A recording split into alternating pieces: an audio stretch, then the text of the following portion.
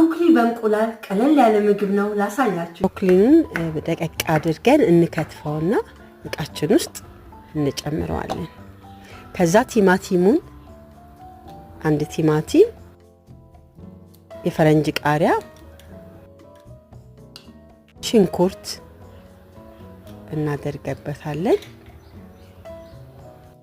ባሮ ዱቄት 2 ማንኪያ ዱቄት፣ 2 እንቁላል ሙሉ እንቁላል ማለት ነው።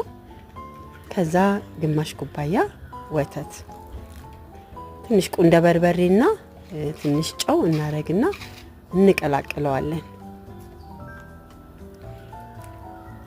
አሁን ለመጠበስ ሬዲ ነው ማለት ነው።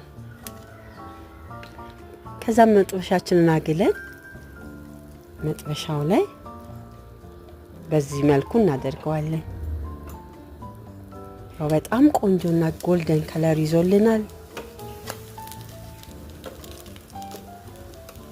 በዚህ መልክ እንጋግረዋለን ማለት ነው።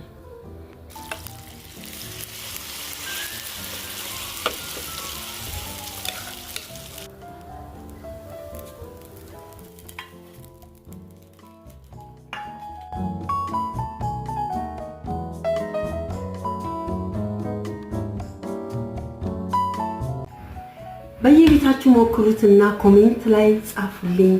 በሚቀጥለው ጊዜ ደግሞ ሌላ ለየት ያለ ምግብ ይዤላችሁ ቀርባለሁ። የህይወት ማዕድ ነው። ደህና ቆዩ።